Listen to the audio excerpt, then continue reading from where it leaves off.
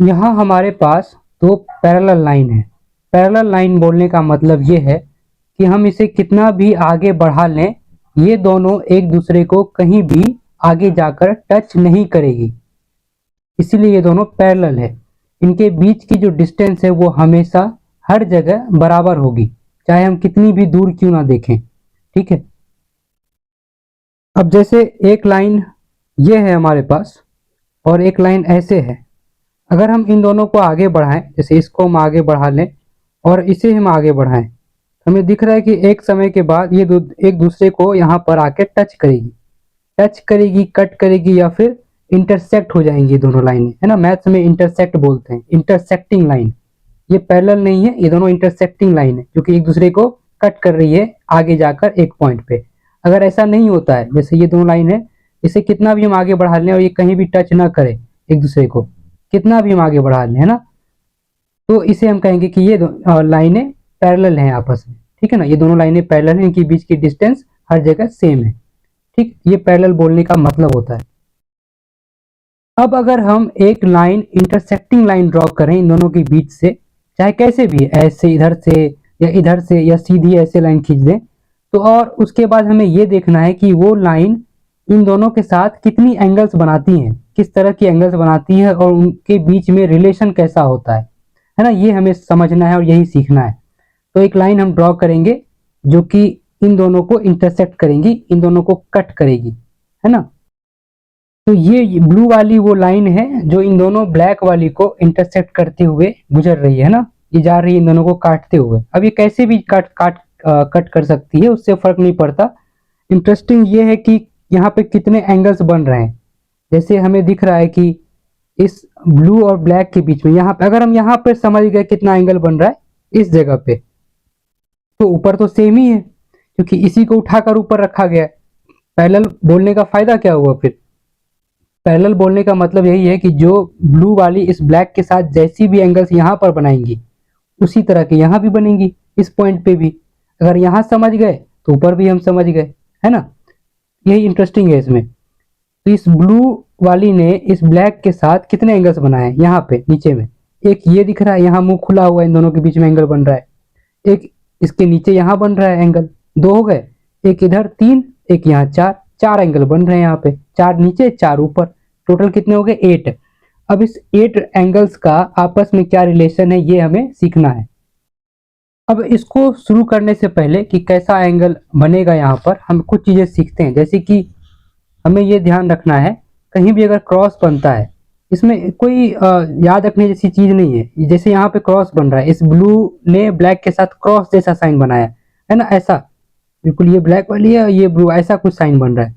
तो हम जानते हैं कि जितना मुंह ऊपर खुला हुआ है, जितना एंगल ऊपर बन रहा है, उतना ही नीचे बनेगा, है ना। अगर जैसे एक सीजर है हमारे पास, इस तरह का कैंची, तो जितना हम नीचे से इसको बंद करेंगे, जितना ये मुंह बंद होता जाएगा, उतना ऊपर से भी बंद होगा, ऐसा होता है ना। अगर ये वाला एंगल x है, ये भी x होगा। अगर ये यहाँ पे x है तो ये भी x होगा। क्रॉस कहीं कैसा भी क्रॉस बना ले, ऐसा अगर क्रॉस बना ले, तो ये अगर x है तो ये भी x होगा। अच्छा, अब ये नहीं कहेंगे ये x थोड़ी है, ये इसके बराबर होगा, क्योंकि अगर इसको हम दोनों को पास लाएं, ये वाला जैसा ये सब बंद होगा, ये बढ़ता जाएगा। जितना ये यहाँ पे एंगल बनेगा उतना इधर बनेगा। अगर ये y है तो ये भी y है। समझ में आ रहा है इतना? ठीक है। जैसे क्रॉस में हमें याद रखना है कि वर्टिकली अपोजिट एंगल, जो वर्टिकली, ये वर्टिकल है ना, और ये एक दूसरे के अपोजिट भी है। ये अगर x है तो ये भी x होगा, है ना। ये वर्टिकल है, एक दूसरे के अपोजिट है और इक्वल है, इसीलिए इसका नाम रखा गया vertically opposite angles are equal. तो यहाँ पर हम देख रहे हैं कि ब्लू वाले ने ब्लैक के साथ क्रॉस बनाया हुआ है, एक क्रॉस बन रहा है, तो वर्टिकली अपोजिट एंगल्स बराबर होते हैं। अगर इसको मैंने ग्रीन एंगल बोल दिया, अगर इस वाले को मैंने ग्रीन बोला है, तो इसके अपोजिट एंगल, है ना, वर्टिकली अपोजिट, ये भी ग्रीन होगा। सिंपल, जो भी हम सीख कर आए हैं, ये भी ग्रीन है। समझ में आ रहा है ना इतना? अगर अब क्योंकि ये दोनों लाइन पैरेलल है, ब्लैक वाली जो फोटो नीचे बन रही है वो ऐसा ही ऊपर बनना चाहिए, तो हमें दिख रहा है कि इसी को उठाकर ऊपर रखा गया, ऐसा ही तो है, क्योंकि पैरेलल है।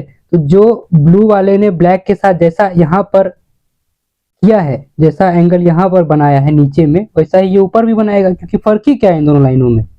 ब्लैक है, ब्लू है, जितना मुंह यहाँ खुला है, जितना मुंह यहाँ खुला है ब्लू और ब्लैक के बीच में, उतना यहाँ भी खुला हुआ है। अगर यहाँ पे ग्रीन खुला है, यहाँ भी ग्रीन एंगल बनेगा। अगर यहाँ एंगल ग्रीन है तो यहाँ ऊपर भी ग्रीन है, और वर्टिकली अपोजिट बराबर होते हैं। अगर यहाँ पे क्रॉस बन रहा है ऊपर में, अगर ये ग्रीन तो उस हिसाब से ये भी ग्रीन। तो हमें समझ में आ गया, 4 तो ऐसे ही एंगल खत्म हो गए। इन दोनों 8 थे टोटल, 4 तो ऐसे ही पता चल गया, है ना।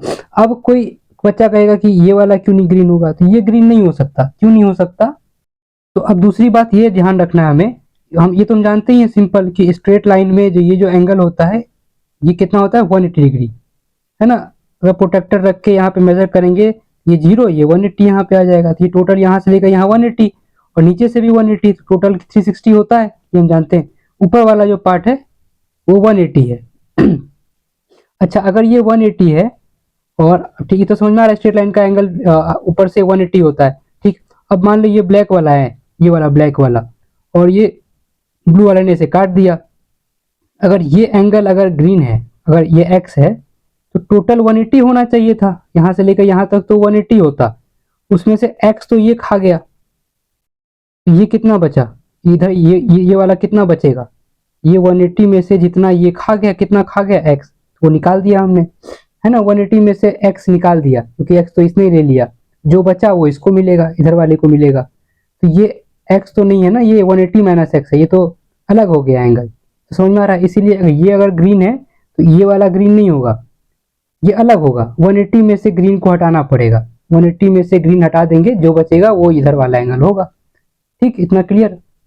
अच्छा, अब एक चीज हमने सीखा था कि कहीं पे अगर क्रॉस बन रहा हो तो वर्टिकली अपोजिट एंगल्स बराबर होते हैं, है ना। दोनों वर्टिकली एक दूसरे के अपोजिट और एंगल्स इक्वल होते हैं। उसी तरह कहीं पे जेड बन रहा हो, अब जेड, मैंने जेड बोला है याद रखने के लिए, ताकि जैसे ये दोनों लाइन अगर पैरेलल है और ये कोई लाइन है, दोनों को इंटरसेक्ट कर रही है, जेड जैसा फिगर बन रहा है। अब जेड को हम पलट भी सकते हैं, जैसे अब जेड को क्या किया हमने, ऐसा बना दिया, ये दो लाइन पैरेलल है, जेड को ऐसे नहीं खींचा, ऐसे पलट के रख दिया, है ना।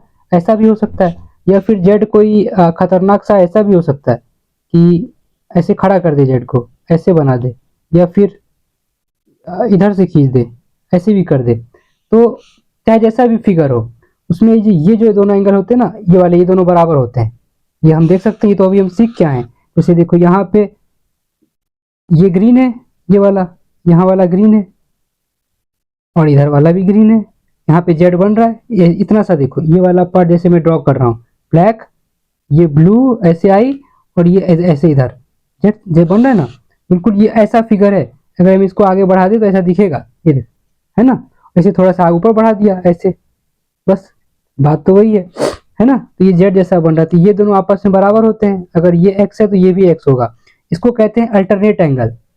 क्या कहते हैं? अल्टरनेट, ALTERNATE, अल्टरनेट एंगल्स, ये बराबर होते हैं अल्टरनेट एंगल्स।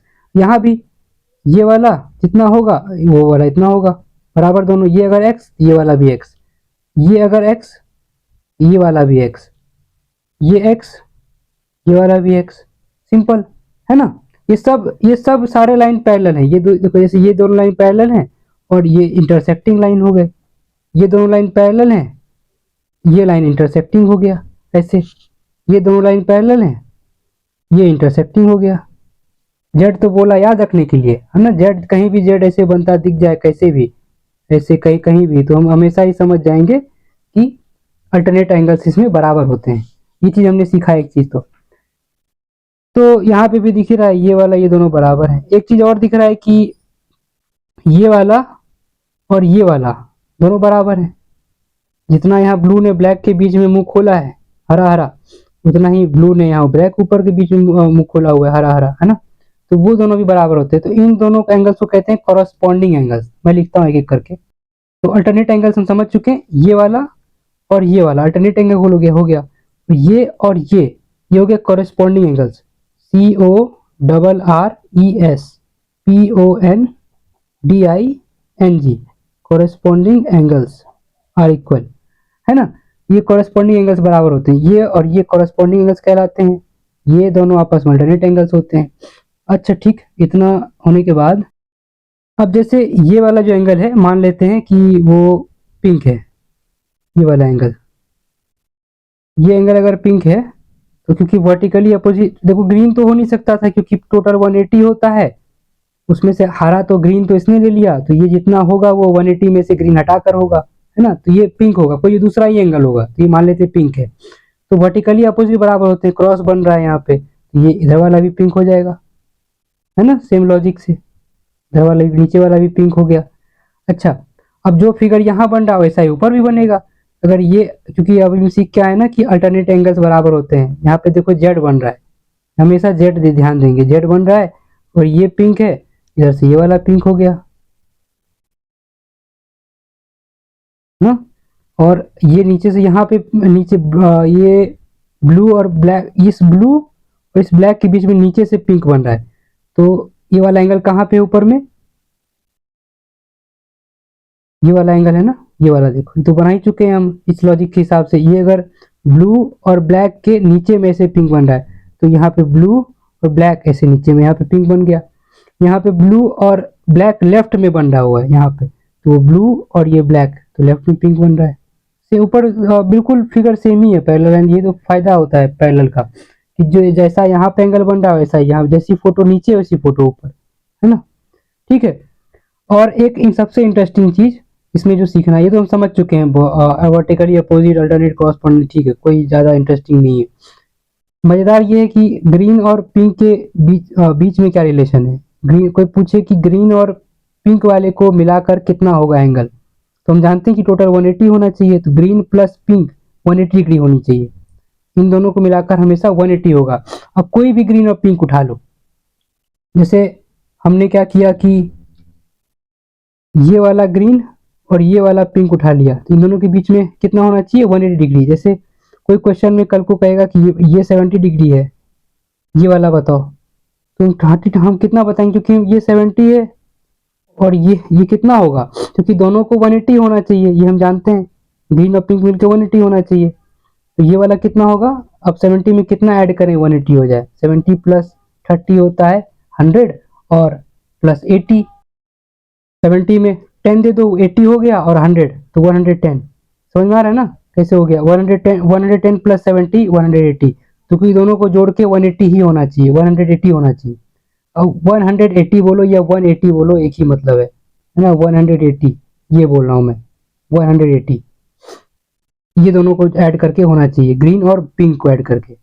अब ऐसे भी देख सकते हैं कि अगर ये 70 है तो ये वाला कितना होगा, क्योंकि टोटल 180 होना चाहिए, तो ये 110 हो जाएगा, समझ में आ रहा है। अगर ये 70 तो सामने वाला भी 70। अब देखो क्योंकि ये 110 प्लस 70 180 होना चाहिए, क्योंकि ये भी स्ट्रेट लाइन है पूरा पूरा। अगर ये 110 ये वाला भी 110, है ना। अब देखो यहाँ पे ये भी सही है, क्योंकि ये दोनों मिलके भी 180 है पूरा पूरा, है ना, स्ट्रेट लाइन पे तो 180 होता ही है, इधर से भी 180 है, इधर से भी 180 है, तो ये बिल्कुल सही हो गया। ऐसा ही फिगर ऊपर बन जाएगा, अगर ये 110 तो ये 110, है ना। अगर ये 110 हो गया, पिंक ने अगर ये दोनों मिलके 180 होनी चाहिए, 110 तो इसने ले लिया, तो बचा कितना 70, ये 70 तो ये वाला भी 70, समझ में आया, है ना। अब फायदा ये है कि एक 70 ये दिया था और ये पूछ लिया, तो उतना दिमाग लगाने की होती है, हम जानते हैं कि ये याद रखा कि इन दोनों को जोड़ के 180 होना चाहिए, 180 होना चाहिए, तो ये 110 हो गया था। तो ऐसे हमें हेल्प होगी क्वेश्चंस करने में।